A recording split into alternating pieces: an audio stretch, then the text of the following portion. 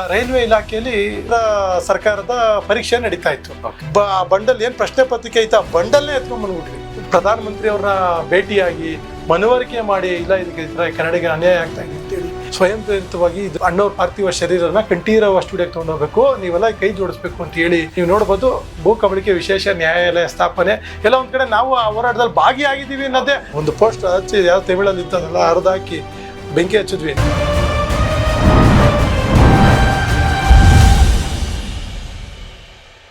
ಇನ್ನೂ ಅನೇಕ ನನ್ನ ಹೋರಾಟದ ಬದುಕಿನಲ್ಲಿ ಇನ್ನೂ ಅನೇಕ ಹೋರಾಟಗಳು ಬಹಳಷ್ಟು ನನ್ನ ಮನಸ್ಸಿನಲ್ಲಿ ಇನ್ನೂ ಕೂಡ ಹಚ್ಚ ಹಸಿರಾಗಿ ಮಾಸದ ನೆನಪಾಗಿ ಉಳ್ಕೊಂಡಿದೆ. ಅದರಲ್ಲಿ ಒಂದೆರಡು ತಮ್ಮಲ್ಲಿ ಹಂಚ್ಕೊಳ್ಳೋಕ್ಕೆ, ರೈಲ್ವೆ ಹೋರಾಟ. ರೈಲ್ವೆ ಇಲಾಖೆಯಲ್ಲಿ ನಮ್ಮ ಅಭ್ಯರ್ಥಿಗಳಿಗೆ ಪ್ರಶ್ನೆ ಪತ್ರಿಕೆಯಲ್ಲಿ ಕನ್ನಡ ಬೇಕು ಅಂತ ಹೇಳಿ ಭಾಳಷ್ಟು ಹೋರಾಟ ಮಾಡ್ತಾ ಇದ್ವಿ.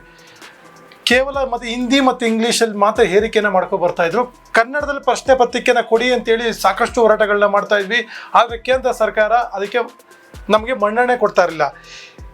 ಯಾವುದಾದ್ರೂ ರೀತಿ ಕ್ರಾಂತಿಕಾರಿನೇ ಮಾಡಬೇಕು ಅಂತೇಳಿ ಮತ್ತೆ ಸಿದ್ಧತೆಗಳನ್ನ ಮಾಡ್ಕೊಂಡು ಆಗಿನ ಕ್ವೀನ್ಸ್ ರೋಡಿನ ಕಮಲಾಬಾಯಿ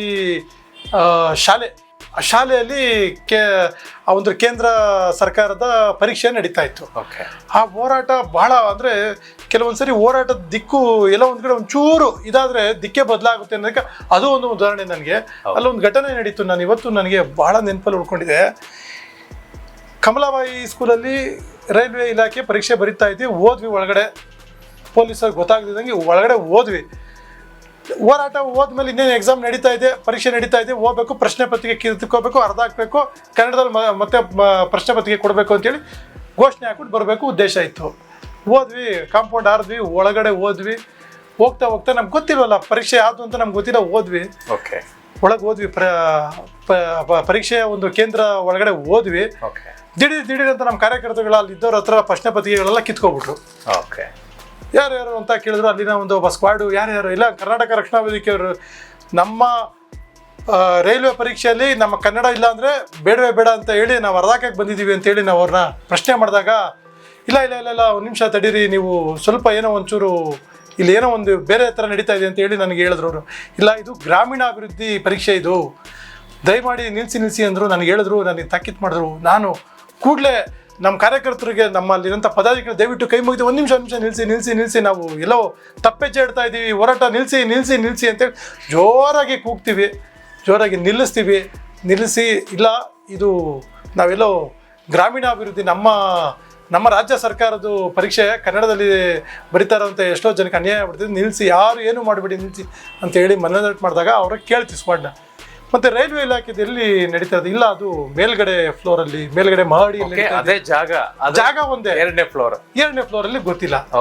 ಒಂಚೂರು ಆದ್ರೆ ಎಷ್ಟೋ ಅವತ್ತು ಅಚಾತುರ್ಯ ನಡೆದೋಗೋದು. ಎಲ್ಲೋ ಒಂದ್ ಕಡೆ ಪಾಪ ಸ್ಕ್ವಾಡ್ ಇಂದನೋ ಇಲ್ಲ ನಾನು ಎಚ್ಚೆತ್ಕೊಂಡು ಎಲ್ರಿಗೂ ಹೇಳಿ ನಿಲ್ಲಿಸಿ, ತದನಂತರ ಎಲ್ಲರೂ ಮತ್ತೆ ತಿರ್ಗಾ ಮೊದಲನೇ ಮಾಡಿ ಹೋಗಿ ಅಲ್ಲಿ ಹೋಗಿ ಮತ್ತೆ ತಿರ್ಗಾ ನಮ್ದು ಎಂದಿನಂತೆ ನಮ್ಮ ಅಲ್ಲಿರುವಂತ ಪ್ರಶ್ನೆ ಪತ್ರಿಕೆನೇ ಮಾಡಿದ್ವಿ, ಬಿಡ್ಲಿಲ್ಲ, ಹೋರಾಟ ಮಾಡಿದ್ವಿ. ಬಂಡಲ್ ಏನ್ ಪ್ರಶ್ನೆ ಪತ್ರಿಕೆ ಐತಾ ಬಂಡಲ್ನೇ ಎತ್ಕೊಂಡ್ ಬಂದ್ಬಿಟ್ವಿ.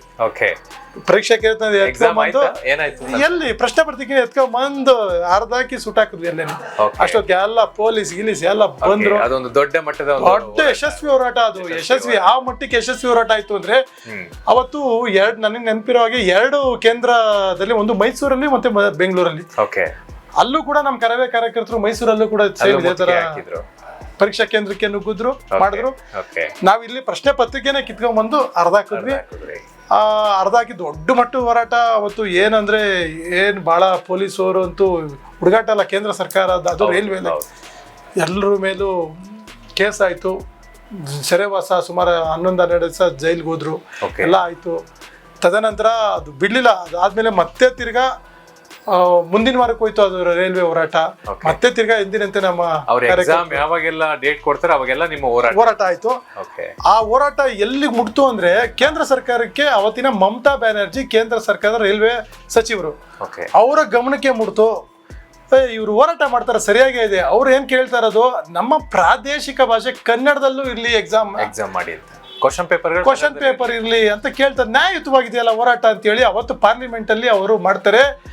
ಕೇವಲ ಬರೀ ನಮ್ಮ ಕನ್ನಡ ಒಂದೇ ಭಾಷೆ ಅಲ್ಲ, ಎಲ್ಲ ಏನು ಭಾರತದಲ್ಲಿರೋಂಥ ಆಯಾ ಪ್ರಾದೇಶಿಕ ಭಾಷೆನೂ ಇರಬೇಕು ಅಂತೇಳಿ ತಮಿಳು, ತೆಲುಗು ಯಾವ್ದ್ಯಾವ್ದಿತ್ತು ಅವ್ರವ್ರ ಒಂದು ಕೇಂದ್ರದಲ್ಲಿ ಅವ್ರವ್ರ ರಾಜ್ಯಗಳಲ್ಲಿ ಕನ್ನಡನೂ, ಇವಾಗ ನಾವು ಕರ್ನಾಟಕದಲ್ಲಿ ಕನ್ನಡ, ಹಿಂದಿ, ಇಂಗ್ಲೀಷ್ ಯಾವ ಥರ ಹಾಗೆ ಅವರ ರಾಜ್ಯಗಳಲ್ಲಿ ಹೇಳಿ ಅವತ್ತಿನ ಮಮತಾ ಬ್ಯಾನರ್ಜಿ ನ್ಯಾಯಯುತದ ಹೋರಾಟ ಅಂತೇಳಿ ಘೋಷಣೆ ಮಾಡ್ತಾರೆ.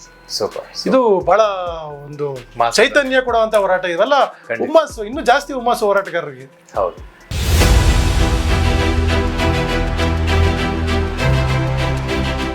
ಡಿಪ್ಲೊಮೊ ಕೇಳಿರ್ಬೋದು. ಡಿಪ್ಲೊಮೊ ಹೋರಾಟ ಬಹಳಷ್ಟು ಅಂದರೆ ಕೆಲವು ಅವಾಗ ನಾವೆಲ್ಲ ವಿದ್ಯಾರ್ಥಿ ಘಟಕದಲ್ಲಿದ್ದೆ ನಾನು. ವಿದ್ಯಾರ್ಥಿ ಘಟಕದಲ್ಲಿದ್ದಾಗ ಕೆಲವು ಎಲ್ಲ ವಿದ್ಯಾರ್ಥಿಗಳೆಲ್ಲ ಬರ್ತಾರೆ, ಇಲ್ಲ ಈ ಥರ ಹಿಂಗೆ ಡಿಪ್ಲೊಮೋದಲ್ಲಿ ಕ್ಯಾರಿ ಓವರ್ ಅಂತ ಇರ್ತದೆ. ಸುಮಾರು 5 ಮತ್ತು 3ನೇ ಏನು 3ನೇ ಸಬ್ಜೆಕ್ಟ್ಗಳಲ್ಲಿ 5 ಮತ್ತು ಎಕ್ಸಾಮ್ ಸೆಮಿಸ್ಟರ್ ವೈಸಲ್ಲಿ ಯಾರು ತೇರ್ಗಡೆ ಆಗಿರೋರೋ ಅವ್ರಿಗೆ ಮುಂದಿನ ಮೇನ್ ಎಕ್ಸಾಮ್ಗೆ ಕಳ್ಸಲ್ಲ, ಅವರ ಭವಿಷ್ಯ ಹೊರಟೋಗುತ್ತೆ ಅಂತ ಹೇಳಿ ಎಷ್ಟೋ ಜನ ಬಂದು ಹೇಳಿದ್ರು. ಅದು ಬಹಳ ದೊಡ್ಡ ಹೋರಾಟ. ಬಹಳಷ್ಟು ಸ್ಟೂಡೆಂಟ್ಸು ಏನು ಫ್ರೀಡಮ್ ಪಾರ್ಕ್ ಮುಂದೆ ನಿಂತ್ಕೊಂಡವ್ರೆ. ಅವ್ರಿಗೆ ಯಾರು ಅವತ್ತಿನ ದಿನಗಳಲ್ಲಿ ಯಾರು ಅದು ನಾಯಕತ್ವಕ್ಕೆ ಹೋಗ್ತಾಯಿಲ್ಲ, ಮುಂದೆ ನಾಯಕತ್ವ ತಗೋತಲ್ಲ ಹೋರಾಟಗಾರರನ್ನ, ಅಲ್ಲಿರೋಂಥ ಸ್ಟೂಡೆಂಟ್ಸ್ ಅವ್ರನ್ನ ತಗೊಳ್ತಾ ಇಲ್ಲ. ಯಾಕಂದರೆ ಗೊತ್ತಲ್ಲ ವಿದ್ಯಾರ್ಥಿಗಳಂದರೆ ಅವ್ರಿಗೇನು ಸಂಘಟನೆಯವರು ಆಗಲಿ ಯಾರು ಗೊತ್ತಿಲ್ಲ. ಈಗ ನಮ್ಮನ್ನ ಸಂಪರ್ಕ ಮಾಡಿದ್ರು, ನಮ್ಮ ರಾಜ್ಯಾಧ್ಯಕ್ಷರು ಕಚೇರಿಗೆ ಬಂದರು, ಇಲ್ಲ ಇದು ಹೋರಾಟ ಮಾಡಿ ನೀವು ಅಂತ ಹೇಳಿ ನಮಗೆ ಹೇಳಿದ್ರು. ನಾವು ಎಂದಿನಂತೆ ನಾಯಕತ್ವ ವಹಿಸ್ಕೊಂಡು ಹೋದ್ವಿ, ನಿಂತ್ಕೊಂಡು ಸುಮಾರು 3 ದಿನಗಳ ಕಾಲ ಸತತವಾಗಿ ಹೋರಾಟ ಮಾಡಿದ್ವಿ. ಆವತ್ತು ನಮ್ಮ ಜೊತೆ ABVP ಬಂತು. ಇವತ್ತು ನಾನು ಮರೆಯಲ್ಲ, ಇವತ್ತು ಬಹಳ ಉನ್ನತ ಹುದ್ದೆಯಲ್ಲಿದ್ದಾರೆ. ತೇಜಸ್ವಿ ಸೂರ್ಯ ಅಂತ ಇದ್ರು, ಅವರು ಅವತ್ತು ABVPಲಿ ಇದ್ರು. ಅವರು ನಮ್ಮ ಜೊತೆಲಿ ಬಂದು ನಿಂತು ಹೋರಾಟ ನಮ್ಮ ಜೊತೆಲಿ ಬಂದರು. ನಮ್ಮ ಒಂದು ಏನು ನಾವು ಹೋರಾಟ ಮಾಡ್ತಾ ಇದೀವಿ ಆ ಹೋರಾಟದಲ್ಲಿ ABVP ಕಾರ್ಯಕರ್ತರಾಗಿ ತೇಜಸ್ವಿ ಸೂರ್ಯರು ಆ ಹೋರಾಟಕ್ಕೆ ಬಂದಿದ್ರು. ಇವತ್ತು ಅವರು MP ಆಗಿದ್ದಾರೆ. ಇರಲಿ, ಭಾಳ ಇನ್ನೂ ಹೆಚ್ಚಿಗೆ ಬೆಳೀಲಿ. ಆ ಹೋರಾಟ ಅವತ್ತು ಭಾಳ ದೊಡ್ಡ ಮಟ್ಟಕ್ಕೆ ಹೋಗ್ತು. ಯಾವ ಮಟ್ಟಕ್ಕೆ ಅಂದರೆ ನಾವು ಗೊತ್ತಲ್ಲ, ನಾವೆಲ್ಲ ಗೊತ್ತಲ್ಲ ಕೈ ಕುಯ್ಕೊಬಿಡ್ತೀವಿ. ವಿದ್ಯಾರ್ಥಿಗಳೆಲ್ಲ ನಿಂತ್ಕೊಂಡ್ರು. ಇಲ್ಲ, ನಮ್ಮನ್ನ ಒಂದ್ಸರಿ ಸಚಿವರನ್ನ ಭೇಟಿ ಮಾಡಿ ಹಾಗೆ ಹೀಗೆ ಅಂತೆಲ್ಲ ಹೇಳಿದ್ವಿ. ಅವತ್ತಿನ ನಮ್ಮ ಒಂದು ಕಾರ್ಯಾಧ್ಯಕ್ಷರು ಕರ್ಕೊಂಡು ಹೋಗ್ತಾರೆ. VS ಆಚಾರ್ಯ ಅನ್ನೋದು ಉನ್ನತ ಶಿಕ್ಷಣ ಸಚಿವರಾಗಿರ್ತಾರೆ. 3 ದಿವಸ ಆದಮೇಲೆ ನಮ್ಮನ್ನು ಒಂದು ನಿಯೋಗ ಕರ್ಕೊಂಡು ಹೋಗ್ತಾರೆ. ಆ ನಿಯೋಗದಲ್ಲಿ ಹೋಗ್ತೀವಿ. ಇಲ್ಲ, ಈ ಥರ ಹಿಂಗೆ ಸುಮಾರು 20,000 ಜನ 20-25,000 ಜನ ಸ್ಟೂಡೆಂಟ್ಸ್ದು ವಿದ್ಯಾರ್ಥಿಗಳದ್ದು ಭವಿಷ್ಯ ಹಾಳಾಗ್ಬಿಡ್ತದೆ ಅಂತೇಳಿ VS ಆಚಾರ್ಯ ಅವರಿಗೆ ಮನದಂಡನೆ ಮಾಡಿದಾಗ ಅಲ್ಲೇ ಪಾಪ ಇವತ್ತು ನಾನು ನೆನೆಸ್ಕೋಬೇಕಾ, ಸಚಿವರಿಲ್ಲ ಅವರು, VS ಆಚಾರ್ಯರಿಲ್ಲ. ಆದರೆ ಇವತ್ತು ನಾನು ಅವಾಗವಾಗ ಆ ಫೇಸ್ಬುಕ್ಕಲ್ಲಿ ಅವರು ಹುಟ್ಟುಹಬ್ಬ ಬಂದಾಗ ಇವತ್ತು ನಾನು ಮರೆಯಲ್ಲ ಅಂತೇಳಿ ಈ ಘಟನೆಯನ್ನು ಹಾಕ್ತೀನಿ. ಹೌದು, ನೀವು ಕೇಳ್ತಾ ಇರೋದು ನ್ಯಾಯಯುತವಾಗಿದೆ. ಆ ಹುಡುಗರು ಭವಿಷ್ಯದಿಂದ ಕೂಡಲೇ ಯಾರು ತಾಂತ್ರಿಕ ನಿರ್ದೇಶಕರು ಯಾರು ಇರ್ತಾರೆ ಅವ್ರಿಗೆ ಕೂಡಲೇ ಬರೆದ್ಬಿಟ್ರು, ಚೀಫ್ ಸೆಕ್ರೆಟರಿ ಬರೆದು ಏರ್ಯಾರು ಎಲ್ಲರೂ ಬರಿಬೋದು ಅಂತೇಳಿ ಬರೆದ್ರು. ಅವತ್ತು ಅದು ಹೇಳೋದಲ್ಲ, ಅವ್ರು ಈಚೆ ಬರ್ತೀವಿ, ಆ ಸ್ಟೂಡೆಂಟ್ಸ್ಗಳು, ಆ ವಿದ್ಯಾರ್ಥಿಗಳು, ಘೋಷಣೆಗಳು, ಇದು ನನಗೆ ಯಶಸ್ವಿ ಆಗುತ್ತೋ ಇಲ್ವೋ ಅನ್ನೋದು ಒಂದು ಕಡೆ ಭಯ ಇತ್ತು. ಹೆಂಗೋ ಯಶಸ್ವಿ ಆಯ್ತು. ಈಚೆ ಬಂದಾಗ ಅವತ್ತಿನ ಆ ಒಂದು ಜನ ಬೆಂಬಲ ನೋಡಿದಾಗ ಭಾಳ ಖುಷಿ ಆಯಿತು.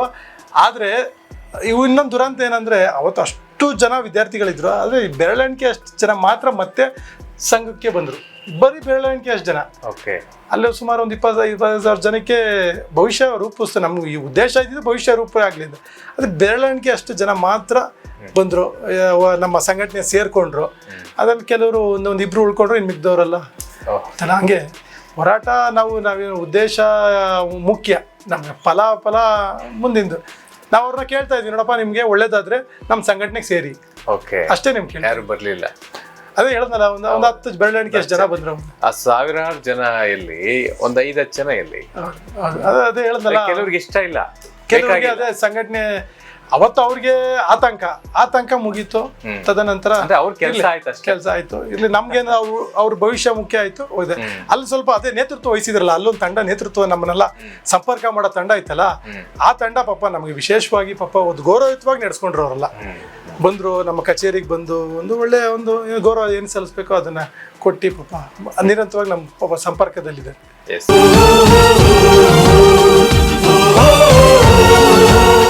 ಬೇರೆ ಎಲ್ಲ ಯಾವೆಲ್ಲ ವಿಚಾರಗಳು ತಮಗೆ ಮಾಸದ ನೆನಪುಗಳು? ಅದೇ ಹೇಳ್ದ, ನನ್ನ ಬದುಕಿನ ಹೋರಾಟದಲ್ಲಿ ಇನ್ನೊಂದು ಬಹಳ ಮುಖ್ಯ ಅಂದರೆ ಆಗಿದ್ದು 2011. ನಾನಿನ್ನೂ ಒಂದು ಸಂಘಟನೆಗೆ ಬಂದು ಒಂದು 7-8 ವರ್ಷ ಆಗಿರ್ಬೋದು. ಅವಾಗ ನಾವೇನು ಪದಾಧಿಕಾರಿಗಳೇನಿಲ್ಲ, ಕಾರ್ಯಕರ್ತರು ಅಷ್ಟೇ. ಅವಾಗಲೂ ಆಗ ದೆಹಲಿಗೆ ಹೋಗ್ಬೇಕು, ಕಾವೇರಿ ಹೋರಾಟ ನಡೀತಾ ಇತ್ತು. ಇಲ್ಲಿ ನಮ್ಮ ಕರ್ನಾಟಕದಲ್ಲಿ ಹೋರಾಟ ಮಾಡಿದ್ರೆ ಅವ್ರು ದೆಹಲಿ ನಾಯಕರಿಗೆ ಮುಟ್ಟಲ್ಲ. ನಾವು ದೆಹಲಿಲಿ ಹೋಗಿ ದೆಹಲಿ ನಾಯಕರನ್ನ ಭೇಟಿ ಮಾಡಿ ನಮ್ಮ ಕಾವೇರಿ ವಿಚಾರದಲ್ಲಿ ಕನ್ನಡಿಗರಿಗೆ ನ್ಯಾಯ ದೊರಕಿಸಲೇಬೇಕು ಅಂತೇಳಿ ಅವತ್ತು ಸಾವಿರಾರು ಜನ ದೆಹಲಿಗೆ ಹೋಗ್ತೀವಿ. ಅದರಲ್ಲಿ ನಾವು ನಮ್ಮ ಬಸವೇಶ್ವರ ತಂಡ ಸುಮಾರು ಒಂದು 15 ಜನ ಕಾರ್ಯಕರ್ತರು ನಾವು ಹೋಗ್ತೀವಿ. ಬರೀ ಹೋಗ್ಬಿಟ್ರೆ ಆಯ್ತಾ, ಒಂದು ವಾರ ಬೇಕು, 2 ದಿನ ಬೇಕು ರೈಲಲ್ಲಿ ಹೋಗಕ್ಕೆ, ಮತ್ತೆ 2 ದಿನ ಬೇಕು, ತಿರ್ಗಾ ಅಲ್ಲಿ ಉಳ್ಕೊಳ್ಳೋಕೆ 2 ದಿನ ಬೇಕು.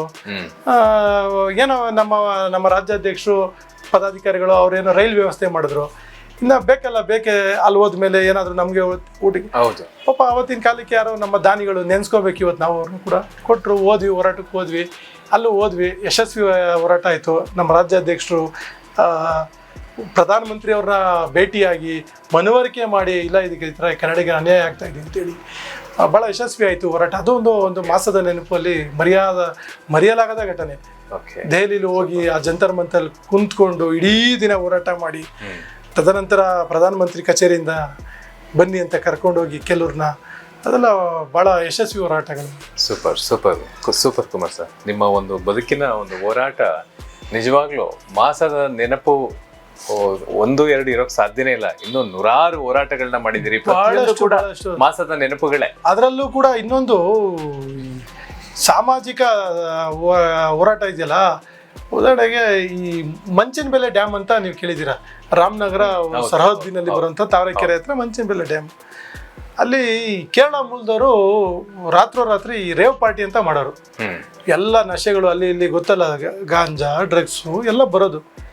ಇದು ನಮ್ಮ ಹಳ್ಳಿಯಲ್ಲಿ ಅದರಲ್ಲೂ ಜಲಾಶಯದ ಪಕ್ಕ ಈ ಥರ ಎಲ್ಲ ಮಾಡ್ತಾರ ಅಂತ ಹೇಳಿ ಅವತ್ತು ಹೋದ್ವಿ. ಇಡೀ ಅಲ್ಲಿ ಹೇಗಿತ್ತು ವಾತಾವರಣ ಅಂದರೆ, ಅವತ್ತು ಅವ್ರ ಹತ್ರ ವೆಪನ್ಸ್ಗಳೆಲ್ಲ ಇದ್ವು, ಆ ಮಟ್ಟದಲ್ಲಿ ಇದ್ವು ಅವರೆಲ್ಲ, ವೆಪನ್ಸ್ಗಳಿದ್ವು, ಮತ್ತೊಂದು ಎಲ್ಲ ಇದ್ವು ಅವ್ರ ಹತ್ರ. ಆದರೂ ಬಿಡಲಿಲ್ಲ. ನೈಟ್ 11 ಗಂಟೆಗೆ ನಾವು ಹೋದ್ವಿ. ಅಲ್ಲಿರೋಂಥ ಎಲ್ಲ ಮಹಿಳೆಯರನ್ನೆಲ್ಲ ಒಂದು ಕಡೆ ನೋಡಮ್ಮ, ಮಹಿಳೆಯರೆಲ್ಲ ಒಂದು ಕಡೆ ಕುತ್ಕೊಳ್ಳಿ ಅಂತ ಹೇಳಿ, ಅಲ್ಲಿ ಯಾರು ಆಯೋಜನೆ ಇದ್ದ ಅವನ್ನೆಲ್ಲ ಕೂಣಿಸಿ ಮಾಡಿ, ಅಲ್ಲಿರ್ತಕ್ಕಂಥ ಏನು ಡ್ರಗ್ಸು, ಗಾಂಜಾ, ಅಫೀಮು ಅವನ್ನೆಲ್ಲ ಒಂದು ಕಡೆ ಗುಡ್ಡೆ ಹಾಕಿ, ತದನಂತರ ನಾವೇನು ಮಾಡಿದ್ವಿ, ಅವ್ರನ್ನೆಲ್ಲ ಕೂಣಿಸಿ ಏನು ಮಾಡಬೇಕು, ಪೊಲೀಸವ್ರನ್ನ ಕರ್ಕೊಬರ್ಬೇಕು. ಸರಿ, ರಾಜ್ಯಾಧ್ಯಕ್ಷರು ನೋಡಪ್ಪ ಒಂದು ತಂಡ ಹೋಗಿ ಪೊಲೀಸರು ವಿಷಯ ಮುಟ್ಟಿಸಿ, ಯಾಕಂದರೆ ಒಂದು ರೆಸಾರ್ಟಲ್ಲಿ ಅಲ್ಲಿ ಬೆಳಕಿನ ಸಂಪರ್ಕ ಇಲ್ಲ, ಕತ್ಲೆ, ಆ ಒಂದು ದಟ್ಟವಾದ ಒಂದು ಪ್ರದೇಶದಲ್ಲಿ ನಡೀತಾ ಇತ್ತು. ಒಂದು ತಂಡನ ಕಳಿಸಿದ್ರು ನಮ್ಮನ್ನು. ನಾವು ಹೋಗ್ತಾ ಇದ್ದೀವಿ, ದಾರಿಲಿ ಹೋಗ್ತಾ ಇದ್ದೀವಿ, ಜನಸಂಖ್ಯೆ ಇನ್ನೂ ಜಾಸ್ತಿ ಆಗ್ತಾ ಇದೆ ಬರೋರು. ಅಲ್ಲಿ ನೈಟ್ ಒಂದು 11:30-12 ಗಂಟೆ ಮೇಲೆ ಅಂತೆ ಪಾರ್ಟಿ ಸ್ಟಾರ್ಟ್ ಆಗೋದು. ಅದೆಲ್ಲ ಏನು ದಾರಿಲಿ ನಾವು ಇಲ್ಲ ಅಲ್ಲಿ ಹೋರಾಟ ಮಾಡ್ತಾ ಇದ್ದೀವಿ, ಜನಸಂಖ್ಯೆ ಬರೋದು ಜಾಸ್ತಿ ಆಗ್ತಾ ಐತೆ. ನಾವು ಅಲ್ಲಿ ನಿಲ್ಸ್ಬಿಟ್ಟು ಕೆಲವ್ರನ್ನೆಲ್ಲ ನಡೀರಿ ವಾಪಸ್ಸು ಏನನ್ಕ ಅಂತ ಅಲ್ಲಿ ಕಳಿಸಿದ್ವಿ. ಬರ್ತಾನೆಯವರೇ ನಾವು ತಾವರೆಕೆರೆ ಸ್ಟೇಷನ್ ಲಿಮಿಟ್ಸ್ ಮುಟ್ಸೋಕ್ಕೆ ಅಂತ ಹೋದ್ವಿ. ಅಲ್ಲಿ ತಾವರೆಕೆರೆಯಲ್ಲಿ ಗೊತ್ತಲ್ಲ, ಪೊಲೀಸ್ ಸ್ಟೇಷನಲ್ಲಿ ಯಾರೂ ಇಲ್ಲ, ಮುಖ್ಯಸ್ಥರೆಲ್ಲ ಈ ಥರ ಹಿಂಗೆ ಆಗೋಗ್ಬಿಟ್ಟಿದೆ ಅಂತ. ಅವ್ರು ಇಮಿಡಿಯೇಟು ಮಾಹಿತಿ ಕೊಟ್ಟರು, ಇಲ್ಲ ನೀವು ಕಂಪ್ಲೇಂಟಲ್ಲಿ ಬರ್ಕೊಡ್ಬೇಕು ಅಂದರು. ತಿರ್ಗಾ ಅಲ್ಲೇ 3 ಗಂಟೆ ಆಗೋಗ್ಬಿಟ್ಟಿತ್ತು ರಾತ್ರಿ. ಇಡೀ ನಮ್ಮ ರಾಜ್ಯಾಧ್ಯಕ್ಷರು ಅಲ್ಲಿದ್ದಾರೆ, ನಾವೊಂದು ತಂಡ ಇಲ್ಲಿದ್ದೀವಿ. ಅವತ್ತಿನ ದಿನ ಇದೆಯಲ್ಲ, ಇಡೀ ದಿನ ಅದೇ ಹೇಳೋದಲ್ಲ, ಇಡೀ ದಿನ ಊಟ ಇಲ್ಲ, ನೀರಿಲ್ಲ, ಇಡೀ ದಿನ ಕಣ್ಣು ಮುಚ್ತೀರ, ಇಡೀ ದಿನ ನಾವು ಹೋರಾಟನೇ. ತಿರ್ಗಾ ಹೋಗೋದು, ತಿರ್ಗಾ ಬರೋದು. ಸ್ಟೇಷನ್ ಅಲ್ಲಿ ಯಾರಿಲ್ಲ, ಪೊಲೀಸರಲ್ಲ. ಆಮೇಲೆ ಬೆಳಿಗ್ಗೆ ಬಂದರು, ಪೊಲೀಸರೆಲ್ಲ ಬಂದರು, ಸುಮಾರು ಒಂದು 5:30-6 ಗಂಟೆ ಬಂದರು. ಪೊಲೀಸರೆಲ್ಲ ಬಂದು ಅವರೆಲ್ಲ ದಸ್ತಗಿರಿ ಮಾಡಿ, ಮತ್ತೆ ತಿರ್ಗಾ ತಾವರೆಕೆರೆ ಪೊಲೀಸ್ ಸ್ಟೇಷನ್ಗೆ ಹೋಗಿ ಮತ್ತೆ ಕಂಪ್ಲೇಂಟ್ ಕೊಟ್ಬಿಟ್ಟು ನಾವು ಒಂದು 9 ಗಂಟೆ ಮನೆಗಳಿಗೆಲ್ಲ ಹೋಗಿದ್ದೀವಿ. ಅವ್ರಿಗೆ ಏನೇನು ಬೇಕೋ ಕಾನೂನುಬದ್ಧವಾಗಿ ಹೋಗಿ ಅವ್ರಿಗೆಲ್ಲ ಏನೇನು ಬೇಕೋ ಅವ್ರನ್ನ ಮಾಡಿದ್ದೀವಿ. ಈ ಕಡೆ ಬಂದರೆ ಅಲ್ಲಿನ ಯಾರೋ ಒಬ್ಬ ರಾಜಕೀಯ ಪ್ರೇರಿತರು ನಮ್ಮ ರಾಜ್ಯಾಧ್ಯಕ್ಷರ ಮೇಲೆ ಡಕಾಯಿತಿ ಕೇಸ್ ಹಾಕ್ಬಿಟ್ರು ಸರ್. ನೋಡಿ, ಹೋರಾಟಗಾರರಿಗೆ ಏನು ಮಾಡ್ತಾರೆ ಅಂದರೆ, ಕೆಲವು ನಮ್ಮ ಅಧಿಕಾರಿಗಳು ಭಾಳ ನೋವು. ಅದು ಅವ್ರ ಮುಂದೆನೆ ಎಲ್ಲ ಏನೇನು ಬೇಕಲ್ಲ ಅಧಿಕಾರಿಗಳ ಮುಂದೆ ಸಕ್ಷಮದಲ್ಲೇ ಎಲ್ಲ ಮಾಡಿ ಕೊಟ್ಟಿದ್ದೀವಿ. ನಾವು ಈ ಕಡೆ ಬೆಂಗಳೂರು ಬಂದ ಮೇಲೆ ಈ ಥರ ಕೇಸ್ ಹಾಕ್ಬಿಟ್ಟಿದ್ದಾರೆ ಅಂತ ಹೇಳಿದ್ರು. ಭಾಳ ನೋವಾಯಿತು ನಮಗೆ. ಇವತ್ತು ನಾನು 1-2-3 ನೆನೆಸ್ಕೋತೀನಿ. ಉದಾಹರಣೆಗೆ ರವಿ ಬೆಳಗೆರೆಯವರು ಇಲ್ಲ ಇವತ್ತು, ಅವತ್ತು ಹೋರಾಟಗಾರರ ಪರವಾಗಿ ಒಂದು ಎಪಿಸೋಡ್ ಮಾಡಿದ, ಅವ್ರದ್ದೊಂದು ಕಾರ್ಯಕ್ರಮ ಬರೋದು. ಎಂಥ ಕಾರ್ಯಕ್ರಮ ಅಂದರೆ, ಏನು ಮಾಡಬೇಕಾಗಿತ್ತು ಆ ರೇವ್ ಪಾರ್ಟಿಗೆ ಹೋಗಲ್ಲ, ಇವರು ಹೋಗಿ ರಕ್ಷಣಾ ಅಧಿಕಾರಿ ಅವ್ರ ಜೊತೆ ಸೇರಿಕೊಂಡು ಕುಣಿಬೇಕಾಗಿತ್ತ, ಹಿಂಗೆ ಅಂತ ಅಲ್ಲಿ ಅಧಿಕಾರಿಗಳಿರ್ಬೋದು ಅವ್ರಿಗೆಲ್ಲ ಚಾರ್ಜ್ ಮಾಡಿದ್ರು, ಒಂದು ಎಪಿಸೋಡ್ ಮಾಡಿದ್ರು. ತದನಂತರ ವಾಟಾಳ್ ನಗರದ್ರು ಮತ್ತೆ ಅವ್ರನ್ನ ನೆನಪು ಮಾಡ್ಕೊಳ್ಳೇಬೇಕು. ಪೊಲೀಸ್ ಮಹಾನಿರ್ದೇಶಕರ ಕಚೇರಿ ಮುಂದೆನೇ ಹೋರಾಟ ಹಾಕ್ಕೊಂಡ್ರು. ಏನು ಹೋರಾಟಗಾರರನ್ನ ಡಕಾಯ್ತಿನ ಬೇರೆ ಕೇಸಲ್ಲಿ ಹಾಕುವಾದ್ರೆ ಡಕಾಯ್ತಿ ಕೇಸ್ಗೆ ಯಾಕೆ ಹಾಕಿದೆ ಹೋರಾಟಗಾರ, ಏನು ಅನ್ಕೊಂಡ್ಬಿಟ್ಟಿದೆ, ಏನಾಗಬೇಕು ಅಂತೇಳಿ. ತದನಂತರ ಅವತ್ತು MP ತೇಜಸ್ವಿನಿಯವರಾಗಿದ್ದರು. ಇದು ಯಾಕೋ ದೊಡ್ಡ ಮಟ್ಟಕ್ಕೆ ಹೋಯ್ತು ಅಂದ್ಬಿಟ್ಟು ಕೊನೆಗೆ ತೇಜಸ್ವಿನಿಯವರು ಬಂದು ಎಲ್ಲಿ ಯಾರು ಡಕಾಯ್ತಿ ಕೇಸಾಗಿ SP ಆಫೀಸ್ ಮುಂದೆ ನಾವೆಲ್ಲ ಮತ್ತೆ ತಿರ್ಗಾ ದೊಡ್ಡ ಮಟ್ಟದ್ದು ಹೋರಾಟ ಮಾಡಿ ರಾಮನಗರ ಸುತ್ತಮುತ್ತ ಸುತ್ತಿ ಆ ಯಾರಲ್ಲಿ ಹೋರಾಟ ಸುಳ್ಳು ಕೇಸ್ ಹಾಕಿದ್ನ ಅವ್ರಿಗೆ ಮನವರಿಕೆ ಮಾಡಿ ಮುಂದಿನ ದಿನಗಳಲ್ಲಾಗಲಿ ಇನ್ನೂ ದೊಡ್ಡ ಮಟ್ಟದ ಹೋರಾಟ ಮಾಡ್ತೀವಿ ಅಂತ ಹೇಳಿ ವಾಪಸ್ ಬಂದ್ವಿ. ತದನಂತರ ಅದೇ ಹೇಳಿದ್ನಲ್ಲ ನಿಮಗೆ, ಅವ್ರಿಗೆ ಮನವರಿಕೆ ಆಯಿತು, ಆ ಅಧಿಕಾರಿಗೆ ಮನವರಿಕೆ ಆಯಿತು, ಇಲ್ಲ ಈ ಸಂಘಟನೆಯವರು ತುಂಬ ಪ್ರಾಮಾಣಿಕ ಸಂಘಟನೆ, ಪ್ರಾಮಾಣಿಕ ಹೋರಾಟಗಾರರು, ಇವರೆಲ್ಲದಕ್ಕೂ ಸಿದ್ಧ ಅಂತ ಹೇಳಿ ಅಲ್ಲಿನ ಅಧಿಕಾರಿಗೆ ಮನವರಿಕೆ ಆಯಿತು, ಕೈ ಬಿಟ್ರು. Yes sir, yes sir.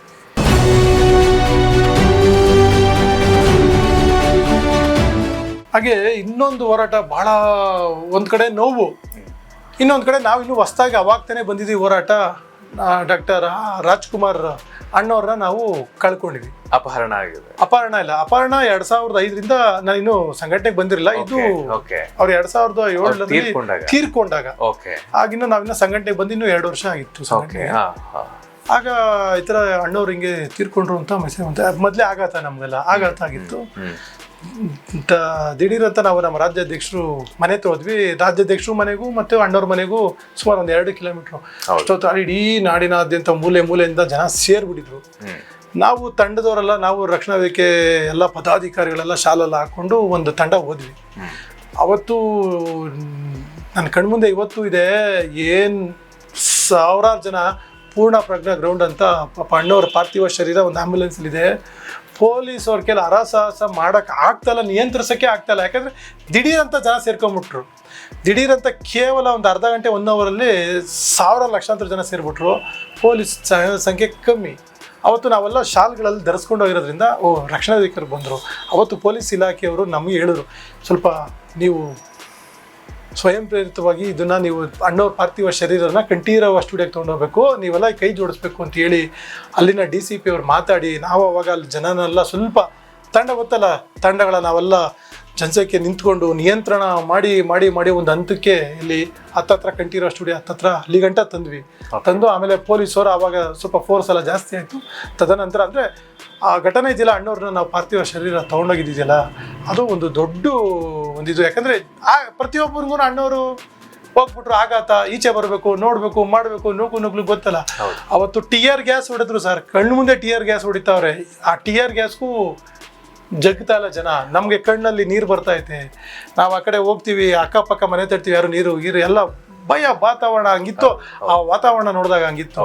ಆದರೆ ಆ ಪೊಲೀಸ್ ಇಲಾಖೆಯವರು ನಮಗೆ ಅವತ್ತು ನಮಗೆ ಅಂದರೆ ವೇದಿಕೆಯವ್ರಿಗೆ ಮಾಡ್ಬೋದು ಅಂತ ಅವ್ರು ಪೊಲೀಸ್ ಇಲಾಖೆಯವ್ರು ಕೊಟ್ಟರು. ಅಂದರೆ ಅವೆಲ್ಲ ಒಂದು ಮರೆಯಲಾಗದ ಘಟನೆ, ಸಪೋರ್ಟು. ಅವತ್ತು ಅಣ್ಣವ್ರ ಪಾರ್ಥಿವ ಶರೀರನ ಸ್ವಲ್ಪ ನಾವು ಕೈ ಜೋಡಿಸಿದ್ವಿ, ಪೊಲೀಸರ ಒಟ್ಟಿಗೆ ಕೈ ಜೋಡಿಸಿ ಕಂಠೀರವ ಸ್ಟುಡಿಯೋಗೆ ತಲುಪೋ ಗಂಟ ಸ್ವಲ್ಪ ಕೈ ಜೋಡಿಸಿದ್ವಿ. ಅವೆಲ್ಲ ಒಂದು ನೆನಪು. ತದನಂತರ ಅದಾದ್ಮೇಲೆ ನಾವು ಅಣ್ಣವರು, ಯಾಕಂದ್ರೆ ಅಣ್ಣವರ ನಮ್ಮ ರಾಜ್ಯಾಧ್ಯಕ್ಷರು ಅಣ್ಣವ್ರ ಆದಿಯಲ್ಲಿ ಅವರ ಒಂದು ಹೋರಾಟದ ಹಿನ್ನೆಲೆಯಿಂದ ಅವರ ತತ್ವ ಸಿದ್ಧಾಂತಗಳಿಂದ ಬಂದವರು. ತದನಂತರ ಆಯಿತು, ಅಣ್ಣವರು ಶಾಸ್ತ್ರೋಕ್ತವಾಗಿ ಎಲ್ಲ ಮುಗೀತು, ಎಲ್ಲ ಆಯಿತು. ಘಟನೆಗಳು ಬೇರೆ ಬೇರೆ ಆಯಿತು, ಗಲಭೆಗಳಾಯಿತು. ಅದ್ರಲ್ಲಿ ನಮ್ಮ ಕಾರ್ಯಕರ್ತರುಗಳು ಸುಮಾರು ಜನ ಪಾಪ ಕೇಸ್ಗಳಾಯಿತು, ಎಲ್ಲ ಆಯಿತು. ಸ್ವಲ್ಪ ದಿವಸ 1 ವರ್ಷ ಆದಮೇಲೆ ಅಣ್ಣವರ ಸಮಾಧಿ ಏನೇ ಅಭಿವೃದ್ಧಿ ಆಗಲಿಲ್ಲ. ಓಕೆ. ಇದು ಅಣ್ಣವರು 1 ವರ್ಷ ಆದರೂ ಕೂಡ ಅಭಿವೃದ್ಧಿ ಆಗಲಿಲ್ಲ ಅಂತೇಳಿ ಮತ್ತೆ ತಿರ್ಗಾ ಏನಾಯಿತು, ಅಣ್ಣವ್ರ ಸಮಾಧಿಗೆ ನಮ್ಮ ರಾಜ್ಯಾಧ್ಯಕ್ಷರು ಉಪವಾಸ ಸತ್ಯಾಗ್ರಹ ಕೂತ್ಕೊಂಡ್ರು. ಹೋರಾಟ ನಾವು ಇನ್ನೂ ಯುವಕರು, ಅವಾಗೆಲ್ಲ ಸ್ವಲ್ಪ ಜಿಮ್ ಅದು ಇದೆಲ್ಲ ಹೋಗಿಲ್ಲ. ಊಟ ಅಂದರೆ ಬಿಡೋದು ಅಂದ್ರೆ ನಮ್ಗೆ ಗೊತ್ತಿಲ್ಲ, ಉಪವಾಸ ಸತ್ಯಾಗ್ರಹ ಅಂದರೆ ಗೊತ್ತಿಲ್ಲ. ಹೋದ್ವಿ ಉಮಾಸು, ನಾವು ಸೇರ್ಕೊಂಡ್ಬಿಡ್ತೀವಿ ಅಂತ ಕೂತ್ಕೊಂಡ್ವಿ. ಗೊತ್ತು, ಅಲ್ಲಿ 1 ದಿವಸ ಆಯಿತು, ನಮ್ಮ ಕೈಯಲ್ಲಿ ಆಗಲಿಲ್ಲ, ಉಪವಾಸ ಇರೋಕ್ಕಾಗಿಲ್ಲ. 1 ದಿನ 2 ದಿನ, ಇನ್ನೇನು ರಾತ್ರಿ ಬೆಳಗಾಗೋಷ್ಟೊತ್ತಿಗೆ ನಮಗೆ ದೇಹ ಇನ್ನೂ ಅಂದರೆ ಯುವಕರುಗಳಿಗೆ ಗೊತ್ತಲ್ಲ ಸರ್, ಊಟ ಬಿಟ್ಟಿರೋದು. 2 ದಿನ ಆಯಿತು. ಆಮೇಲೆ ಅಲ್ಲಿ ನಮ್ಮ ಸ್ವಲ್ಪ ಪದಾಧಿಕಾರಿಗಳಿಲ್ಲ, ನಿಮ್ಮ ಕೈಯಲ್ಲಿ ಪಾಪ ಉಪವಾಸ ಇರೋಕ್ಕಲ್ಲ, ನಿಮ್ಗೆ ಅರ್ಥ ಆಗುತ್ತೆ, ನೀವೆಲ್ಲ ಯುವಕರಿದ್ದೀರಾ, ನೀವು ಬೇಡ, ನೀವು ಕನ್ನಡ ಮತ್ತು ಸಂಸ್ಕೃತಿ ಇಲಾಖೆ ಮುಂದೆ ಹೋರಾಟ ಮಾಡಬೇಕು, ನೀವು ಒಂದು ತಂಡ ಅಲ್ಲೋಗಿ ಸಾಕಿ, 2 ದಿವಸ ನೀವು ಇಲ್ಲಿ ಕೂತಿದ್ದೀರಾ, ನೀವು ಅಲ್ಲೋಗಿ ಒಂದು ಹೋರಾಟ ಮಾಡಿ ಅಂತ ಹೇಳಿದಾಗ ನಾವೆಲ್ಲ ಒಂದು ತಂಡ ಹೋಗಿ ಅಲ್ಲಿ ಹೋರಾಟ ಮುಗಿಸ್ಕೊಂಡು ಮತ್ತೆ ತಿರ್ಗಾ ನಾವು ಸಮಾಧಿ ಹತ್ರಕ್ಕೆ ಬಂದು ಚೆನ್ನಾಗಿದ್ರೆ. ಆದರೆ ನಮ್ಮ ರಾಜ್ಯಾಧ್ಯಕ್ಷರು ಮತ್ತು ಕೆಲವು ಪದಾಧಿಕಾರಿಗಳು ಭಾಳ ಕಟ್ಟುನಿಟ್ಟಾಗಿ ಉಪವಾಸ ಸತ್ಯಾಗ್ರಹ ಮಾಡಿದ್ರು. ಎಷ್ಟು ದಿನ? ಸುಮಾರು 4 ರಿಂದ 5 ದಿವಸ ಮಾಡಿದ್ರು ಉಪವಾಸ ಸತ್ಯಾಗ್ರಹ. ಅದು ಕುಮಾರಸ್ವಾಮಿ ಅವರಿಗೆ 5 ದಿನ ಊಟ ಇಲ್ಲದೆ ಕೂತಿದ್ರು ನಮ್ಮ ರಾಜ್ಯಾಧ್ಯಕ್ಷರು. ನಾವು 2 ದಿನ ಇದ್ವಿ, ನಮ್ಮ ಕೈಲಿ ಆಗಲಿಲ್ಲ, 2 ದಿನ ಆಗಲಿಲ್ಲ. 4 ದಿನ ಸತತವಾಗಿ ಎಲ್ಲೂ ಹೋಗಿದ್ದೀರ. ಯಾಕಂದ್ರೆ ನಾನು ಆಗ ನಮಗೆ ಇನ್ನೊಂದು ಚೈತನ್ಯ ಏನಂದರೆ, ಅಣ್ಣವ್ರ ಕುಟುಂಬ ಬೆಳಿಗ್ಗೆ ರಾತ್ರಿ ಆಗ್ತಿದ್ದಂಗೆ ಅಣ್ಣವರು ಕುಟುಂಬ ಸಮಾಧಿಗೆ ಬರೋರು, ಕೈ ಮುಕ್ಕೊಂಡು ಹೋಗೋರು. ಒಂದು ದಿವಸ ಶಿವಣ್ಣ ಬರೋರು, ಅಲ್ಲಿ ಗಾಡಿ ಸೌಂಡ್ ಆಗ್ತಿದ್ದಂಗೆ ನಮ್ಗೆ ಕತ್ಲಲ್ವ ಗೊತ್ತಾಗೋದು, ಅವರು ಸುಮಾರು ಕತ್ಲಾದ್ಮೇಲೆ ಬರೋರು, ಜನ ಸೇರ್ತಾರೆ ಅಂತ ಸೌಂಡ್ ಆಗೋದು. ನಾನು ಹೋಗ್ತಿದ್ದೆ, ಅಣ್ಣ ಹಿಂಗೆ ಈ ಥರ ಹಿಂಗೆ ಹೋರಾಟ ಮಾಡ್ತಾಯಿದ್ವಿ, ಹೋದಾರ ಬಂದು ನಮ್ಮ ಭೇಟಿ ಮಾಡಿ, ನಾವು ನಮ್ಮ ಕಡೆಯಿಂದ ಪ್ರೆಷರ್ ಆಗ್ತಾಯಿದ್ವಿ, ನಾವು ಕೂಡ ಕೇಳ್ತಾ ಇದ್ದೀವಿ, ನೀವು ನಿಮ್ಮ ಹೋರಾಟ ನಿಮ್ಮ ದಿಕ್ಕಲ್ಲಿ ಮಾಡಿ ಅಂತ ಹೇಳಿ ಅವರು ನಮಗೆ ಒಂದು ಒಳ್ಳೆ ಬಲ ಕೊಡೋರು. ಪುನೀತ್ ರಾಜ್ಕುಮಾರ್ ಅವರು 2 ಸರಿ ಬಂದಿದ್ರು. ಕೊನೆಗೆ ಈ ಥರ ಅವರ ಒಂದು ಏನು ಹುಮ್ಮಸ್ಸು ನಮಗಿನ್ನೂ ಹೋಗ್ತಾಯಿತ್ತು. ಹಾಗೆ ನಮ್ಮ ರಾಜ್ಯಾಧ್ಯಕ್ಷರು ಕೊನೆಗೆ ಆಟ ಬಿಡಲಿಲ್ಲ. 4 ದಿವಸ ಆದಮೇಲೆ ಕುಮಾರಸ್ವಾಮಿಯವರು ಘೋಷಣೆ ಮಾಡಿದ್ರು, ಒಂದು ಕಮಿಟಿ ಅಂತ ಮಾಡಿ, ಒಂದು ಸಮಿತಿ ಅಂತ ಮಾಡಿ, ಅದಕ್ಕೆ 10 ಕೋಟಿ, 10 ರಿಂದ 14 ಕೋಟಿ ಅನ್ಕೋತೀನಿ, 10 ಕೋಟಿಯನ್ನು ಸೀಮಿತ ಮಾಡಿದ್ರು. ಅಲ್ಲಿ ಅನೌನ್ಸ್ ಮಾಡಿ ಪಾರ್ವತಮ್ಮ ರಾಜ್ಕುಮಾರ್ ಅವ್ರನ್ನ ಕರೆಸಿ ಅಲ್ಲಿ ಒಂದು ಸಮಿತಿ ಮಾಡಿದ್ರು. ಸೀದಾ ಅಣ್ಣವ್ರ ಕುಟುಂಬ, ಇಡೀ ಕುಟುಂಬ ಬಂದು ಆ ಹೋರಾಟ ಬಂದು ಎಳ್ಳೀರು ಕುಡಿಸಿ ಆ ಹೋರಾಟನ ಅಂತ್ಯ ಮಾಡಿದ್ರು. ಇದೆಲ್ಲ ಯಶಸ್ವಿ ಹೋರಾಟ, ಮರೆಯೋಕ್ಕಾಗ್ದಿರೋ. ಯಾಕಂದ್ರೆ ಕಣ್ಮುಂದೆ ನಾವೆಲ್ಲ ಅವತ್ತಿದ್ದವ್ರು 4 ದಿವಸ ಇದ್ದು ಭಾಗವಹಿಸ್ತಿದ್ದಂಥ ಹೋರಾಟ. ಎಲ್ಲೋ ಒಂದು ಕಡೆ ನಮಗೆ ಆ ಹೋರಾಟದಲ್ಲಿ ನಾವು ಒಬ್ರು ಇದ್ರಲ್ಲಪ್ಪ ಅನ್ನೋದೇ ನಮ್ಗೆ ಇವತ್ತು ಹೆಮ್ಮೆ. ಖಂಡಿತ ಖಂಡಿತ.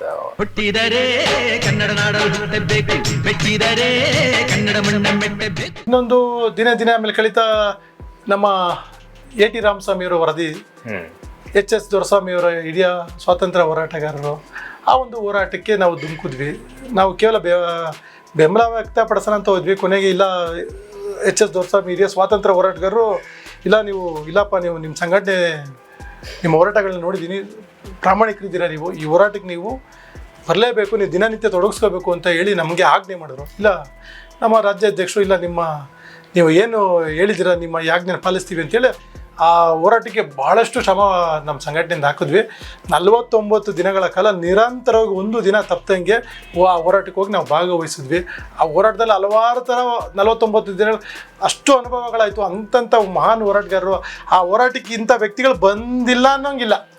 ಆ ಥರ ಮಠಾಧೀಶರಿಂದ ಹಿಡಿದು, ಸಿನಿಮಾದ ನಟರಿಂದ ಹಿಡಿದು, ಸಾಹಿತಿಗಳಿಂದ ಹಿಡಿದು, ಕಲಾವಿದರು, ಹೋರಾಟಗಾರರು ಎಲ್ಲ ಭಾಗವಹಿಸಿದ್ರು. ಒಂದೊಂದು ದಿನ ನಾವು ನಮಗೆ ಪರಿಚಯ ಇರುವಂಥ ಕಲಾವಿದರುಗಳು, ಸಾಹಿತಿಗಳು, ಭೂ ಕಬಳಿಕೆ ವಿರೋಧಿ ಹೋರಾಟ, ಲ್ಯಾಂಡ್ ಗ್ರಾಬಿಂಗ್ ಕೋರ್ಟ್ ಆಗಬೇಕು, ವಿಶೇಷ ನ್ಯಾಯಾಲಯ ಸ್ಥಾಪನೆ ಆಗಬೇಕು, ಸರ್ಕಾರಿ ಜಮೀನುಗಳು ಯಾರ್ಯಾರು ಬಲಾಢ್ಯರಿದ್ದಾರೆ ಅವ್ರ ಹತ್ರ ವಶಪಡಿಸ್ಕೊಂಡು, ಬಲಾಢ್ಯರ ಹತ್ರ ಸರ್ಕಾರಿ ಜಾಗಗಳು ವಶಪಡಿಸ್ಕೊಂಡು ಮತ್ತೆ ತಿರ್ಗಾ ನೀವು ಅದು ಬಡವ್ರಿಗೆ ಹಂಚಿ ಅಂತ ಹೇಳಿ ನಮ್ಮ ಹೋರಾಟ ಇದ್ದಿದ್ದು. ಅದೇ ರೀತಿ ಭಾಳ ಯಶಸ್ವಿ ಹೋರಾಟ ಆಯಿತು. ಅವತ್ತಿನ ರಾಜ್ಯ ಕಾನೂನು ಸಚಿವರಾದಂತಹ TB ಜಯಚಂದ್ರ ಅವರು ಬಂದರು. ಅವರೇ ಆರ್ಡರ್ ಕಾಪಿನ ರಾಷ್ಟ್ರಪತಿಗಳಿಗೆ ಕಳಿಸ್ಕೊಡ್ತಾ ಇದ್ವಿ, ಇನ್ನೊಂದು ದಿವಸ ಆಗುತ್ತೆ ಅಂತೇಳಿ ಆ ಹೋರಾಟನ ನೀವು ಕೈ ಬಿಡಬೇಕು ಅಂತೇಳಿ ಕೈ ಬಿಡಿಸಿದ್ರು. ಯಶಸ್ವಿ ಹೋರಾಟ ಆಯಿತು. ಇವತ್ತು ನೀವು DC ಕಚೇರಿ ಮೇಲ್ಗಡೆ ನೀವು ನೋಡ್ಬೋದು, ಭೂ ಕಬಳಿಕೆ ವಿಶೇಷ ನ್ಯಾಯಾಲಯ ಸ್ಥಾಪನೆ. ಎಲ್ಲ ಒಂದು ಕಡೆ ನಾವು ಆ ಹೋರಾಟದಲ್ಲಿ ಭಾಗಿಯಾಗಿದ್ದೀವಿ ಅನ್ನೋದೇ ಆ ಹೆಸರು ನೋಡಿದಾಗೆಲ್ಲ ನಮಗೆ ಆ ನೆನಪುಗಳು, ಆ ಹೋರಾಟ. ಆಮೇಲೆ ದೊರೆಸ್ವಾಮಿಯವರು ಆ ಹೋರಾಟವನ್ನು ದಾಖಲೆ ಮಾಡಿದ್ರು, ಒಂದು ಪುಸ್ತಕ ಬರೆದ್ರು. ಆ ಪುಸ್ತಕದಲ್ಲಿ ನಮ್ಮ ರಾಜ್ಯಾಧ್ಯಕ್ಷರು ನಮ್ಮನ್ನ ಎಲ್ಲದು ಹೆಸರುಗಳನ್ನ ದಾಖಲೆ ಮಾಡಿ ಬಿಟ್ಟೋದ್ರು. ಅವೆಲ್ಲ ಒಂದು ನಮಗೆ ಇವತ್ತು ಮಾಸದ ನೆನಪುಗಳು ಅವೆಲ್ಲ. ಖಂಡಿತ ಹೋರಾಟಗಳನ್ನ. ನಿಮ್ಮ ಇಷ್ಟು ವರ್ಷದ ಒಂದು ಹೋರಾಟವನ್ನ ಗುರುತಿಸಿ ಯಾರಾದರೂ ಕೂಡ ಸನ್ಮಾನ ಅಥವಾ ಗೌರವ, ಒಂದಿಷ್ಟು ತಮ್ಮನ್ನ ಒಂದು ಒಳ್ಳೆ ಸ್ಥಾನಮಾನವನ್ನು ಕೊಡೋ ನಿಟ್ಟಿನಲ್ಲಿ, ಹೋರಾಟಗಾರರಿಗೂ ಕೂಡ ಒಂದು ಸ್ಥಾನ ಇದೆ ಅಂತೇಳಿ ಹೇಳೋ ನಿಟ್ಟಿನಲ್ಲಿ ನಡ್ಸ್ಕೊಂಡಿದ್ದು ಉಂಟಾ? ಕೇವಲ 2 ವರ್ಷದಲ್ಲಿ ಏನು ಬೆಳಗಾವಿಯ ಹಳೆ ಮಹಾನಗರ ಪಾಲಿಕೆ ಮೇಲೆ ನಮ್ಮ ಹೆಮ್ಮೆಯ ಕನ್ನಡ ಧ್ವಜವನ್ನು ಅವತ್ತು ಆ ಪೊಲೀಸ್ ಸರ್ಪಗಾವಲಲ್ಲಿ ಎಷ್ಟೇ ಒತ್ತಡ, ಲಾಠಿ ಚಾರ್ಜ್ ಆದರೂ ಬಂದರೂ ಕೂಡ ನಾವು ಆರಿಸಿದ್ದಕ್ಕೆ ನಮ್ಮ ಸಂಘಟನೆಯ ಮುಖ್ಯ ಪದಾಧಿಕಾರಿಗಳೆಲ್ಲ ಕೆಲವರು ಸೇರಿಕೊಂಡು ಗಾಂಧಿನಗರದಲ್ಲಿ ಒಂದು ವೀರ ಕನ್ನಡಿಗ ಪ್ರಶಸ್ತಿಯನ್ನು ಕೊಟ್ಟರು. ಇವತ್ತು ಕೂಡ ನಾನು ಅದನ್ನು ಮರೆಯಲ್ಲ.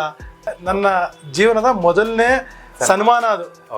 ನನ್ನ ಒಂದು ಹಾರ ಅಂತ ಹಾಕ್ಸ್ಕೊಂಡಿದ್ದೆ. ಫಸ್ಟು ಮೊದಲನೇದಾಗಿ ಒಂದು ಹಾರ ಅಂತ ಹಾಕ್ಸ್ಕೊಂಡು ಒಂದು ಸನ್ಮಾನ ಅಂತ ಮಾಡಿಸ್ಕೊಂಡಿದ್ದು ಅದೇ ಅಂದರೆ ಅಷ್ಟು ಬೇಗ ಬರ್ತದೆ ಅಂತ ಅನ್ಕೊಂಡಿಲ್ಲ. ಅವತ್ತು ಆ ಹೋರಾಟನ ನೆನೆಸ್ಕೊಂಡು ಅವತ್ತು ಗುರುತಿಸಿದ್ರಲ್ಲ ಕಾರ್ಯಕರ್ತರಿಗೆ, ಅದು ಹುಮ್ಮಸ್ಸು.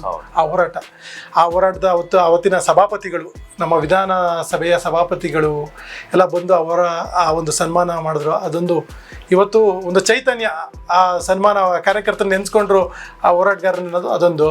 ತದನಂತರ ಬೆಂಗಳೂರು ನಗರ ಕನ್ನಡ ಸಾಹಿತ್ಯ ಪರಿಷತ್ತವರು, ಅವರು ಬೆಂಗಳೂರು ನಗರ ಕನ್ನಡ ಸಾಹಿತ್ಯ ಪರಿಷತ್ತಿಂದ ಕನ್ನಡ ರತ್ನ ಪ್ರಶಸ್ತಿಯನ್ನು ಕೊಟ್ಟಿದ್ದು. ತಿರ್ಗಾ ನಮ್ಮ ರಾಜಾಜಿನಗರ ಮಹಾನಗರ ಪಾಲಿಕೆಯಿಂದ ಪ್ರಶಸ್ತಿಗಳು ಕೊಟ್ಟಿದ್ದು. ಅಂದರೆ ಇವೆಲ್ಲ ಎಲ್ಲೋ ಒಂದು ಕಡೆ ನಾವು ಹೋರಾಟಗಾರರು ಗುರುತಿಸ್ತಾರೆ. ನಮ್ಮ ಕೆಲಸ ನಾವು ಮಾಡ್ತಾಯಿದ್ರೆ, ನಮ್ಮ ಹೋರಾಟ ನಾವು ಮಾಡ್ತಾಯಿದ್ರೆ ಎಲ್ಲ ಒಂದು ಕಡೆ ಒಂದು ವರ್ಗ ಗುರುತಿಸುವಂಥ ವರ್ಗ ಇದೆ, ನಾವು ಹೋರಾಟ ಮಾಡೋಣ, ಗುರುಸೇ ಇರ್ತದೆ ಅಂತ ಹೇಳಿ.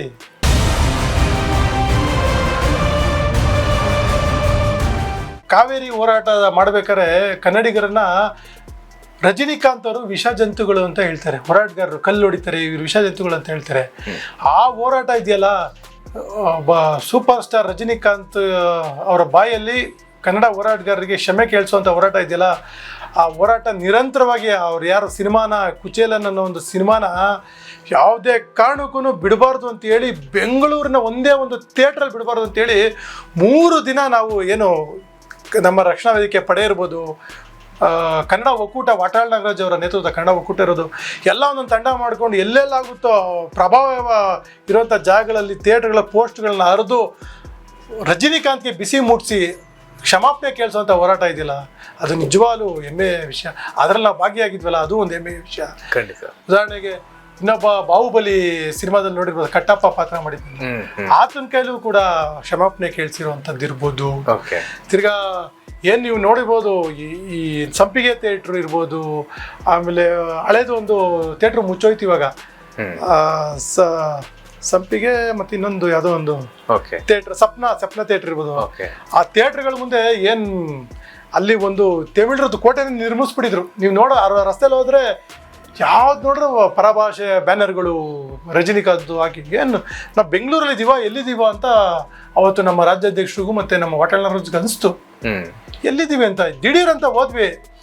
ಆ ಹೋರಾಟ ನಾನು ಇವತ್ತು ನೆನಪಲ್ಲಿದೆ.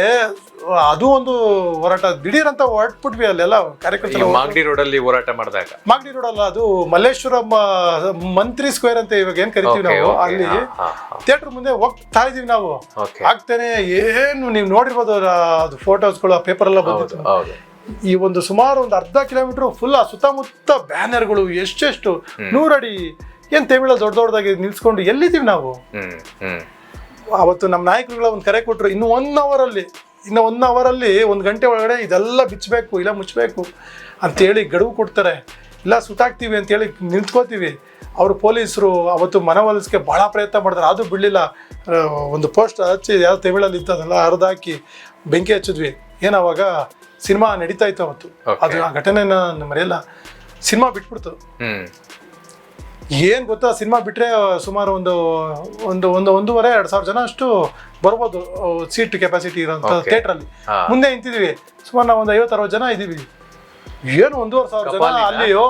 ಕಬಾಲಿ ಹೋರಾಟ, ಕಬಾಲಿ ಹೋರಾಟ, ಸಿನಿಮಾ ಹೆಸರು ಕಬಾಲಿ. ಏನು ಆ ಜನಸಂಖ್ಯೆ ಬರ್ತಾವ್ರು, ಏನು ನಾವು ಬರ್ರೋ ನೋಡೇ ಬಿಡೋಣ, ನಾವ ಅಂತ ನೋಡೇ ಬಿಡೋಣ ಅಂತ ಎಲ್ಲ ತೊಡೆ ತಟ್ಟಿ ನಿಂತ್ಕೊಂಡ್ವಿ. ಅವತ್ತು ಅಷ್ಟೇ ನಮ್ಮ ಪೊಲೀಸರು ನಾವು ಹೋದ್ವಿ, ಬರ್ರೋ ಅದೇನೇನು ಮಾಡ್ತೇವೆ, ಬರೋ ನೋಡೋಣ ನಾವ ಅಂತ ಹೇಳಿ ಹತ್ರ ಹೋದ್ವಿ. ಅಷ್ಟೊತ್ತು ಪೊಲೀಸರು ಮಧ್ಯಸ್ಥಿಕೆ ಬಂದರು, ಅವ್ರಿಗೂ ಲಾಠಿ ಚಾರ್ಜ್ ಮಾಡಿಸಿ ಕಳ್ಸಿದ್ರು. ಆದರೆ ಅವತ್ತು ನಮ್ಮನ್ನ ಗೌರವಯುತವಾಗಿ ನಡೆಸ್ಕೊಂಡ್ರು. ಅದೊಂದು ಭಾಳ ಅವೆಲ್ಲ ಮಾಸದ ನೆನಪು, ಅವೆಲ್ಲ ಇನ್ನೂ ಕಣ್ಮುಂದೆ ಇದೆ ಆ ಹೋರಾಟಗಳೆಲ್ಲ.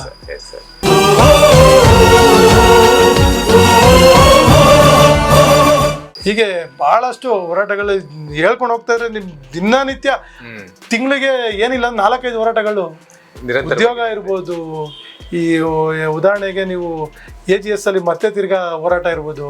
AGS ಅಲ್ಲಿ ಬೇರೆ ರಾಜ್ಯದವರು ಮತ್ತೆ ತಗೊಳ್ತಾ ಇದ್ರು, ತಿರ್ಗಾ ಅಲ್ಲೂ ಲಾಠಿ ಚಾರ್ಜ್. ವಿಧಾನಸೌಧ ಮುಂದೆ ಯಾರು ಹೋರಾಟ ಮಾಡಬಾರ್ದು ಅಂತ ಹೇಳಿದ್ರು, ಆದ್ರೂ ಕೂಡ ನಾವು ಹೋಗಿ ವಿಧಾನಸೌಧ ಮುಂದೆ ಹೋರಾಟ ಮಾಡಿದಿರ್ಬೋದು. ಲಾಠಿ ಚಾರ್ಜ್ ಬರೀ ಹೇಳದ್ನಲ್ಲ ನಿಮ್ಗೆ, ಸುಮಾರು ಒಂದು 15 ವರ್ಷ ಬರೀ ಲಾಠಿ ಇಂಥ ಹೋರಾಟಗಳಲ್ಲೇ ಭಾಗವಹಿಸ್ಕೊಂಡ್ಬಂದು.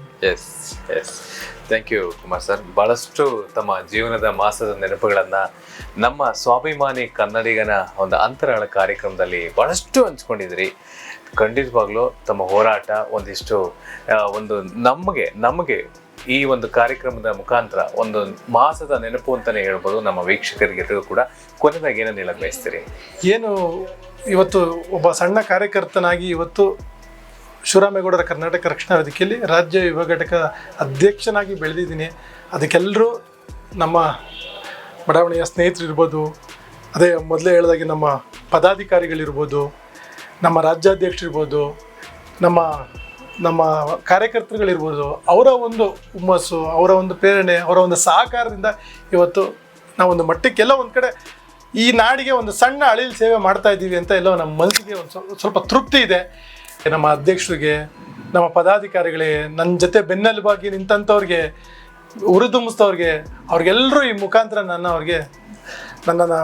ನಮಸ್ಕಾರಗಳನ್ನ ಹೇಳ್ತೀನಿ. ಈ ಕಾರ್ಯಕ್ರಮದ ಬಗ್ಗೆ ಏನನ್ನ ಕೊನೆಯದಾಗಿ ಹೇಳಕ್ ಬಯಸ್ತೀರಿ? ಏನು ಈ ಕಾರ್ಯಕ್ರಮ ನಾಡಿಗೆ ದುಡಿದಂಥ ಅನೇಕ ಹೋರಾಟಗಾರರನ್ನ ಗುರುತಿಸಿ ಈ ಒಂದು ಸ್ವಾಭಿಮಾನಿ ಕನ್ನಡಿಗನ ಅಂತರಂಗ ಅಂತ ಹೇಳಿ ಸುಮಾರು ನಮ್ಮ ಹಿನ್ನೆಲೆ ಸುಮಾರು ಒಂದು 20 ವರ್ಷದ ನಮ್ಮ ಅಂತರಂಗದ ಒಂದು ಹೋರಾಟದ ನೆನಪುಗಳು, ಆಳ ಉದ್ದ ಆದಂಥ ನೆನಪುಗಳನ್ನ ತಮ್ಮ ಮುಂದೆ ಹಂಚ್ಕೊಳ್ಳೋದಕ್ಕೆ ಅವಕಾಶ ಮಾಡಿಕೊಟ್ಟಂಥ ನಿಮ್ಮ ವಾಹಿನಿಗೆ ತುಂಬ ಹೃದಯದ ಧನ್ಯವಾದಗಳು. ಇದೇ ರೀತಿ ಇನ್ನೂ ಅನೇಕ ಕನ್ನಡ ಹೋರಾಟಗಾರರು ಇದ್ದಾರೆ. ಆ ಹೋರಾಟಗಾರರ ಒಂದು ಅಂತರಾಳವನ್ನು ದಯಮಾಡಿ ನಿಮ್ಮ ಈ ವಾಹಿನಿಯಲ್ಲಿ ಪ್ರಸಾರ ಮಾಡಬೇಕು ಅಂತ ಒಂದು ವಿನಂತಿಸಿ ನಾನು ಒಂದೆರಡು ಮಾತನ್ನು ಮುಗಿಸ್ತೀನಿ.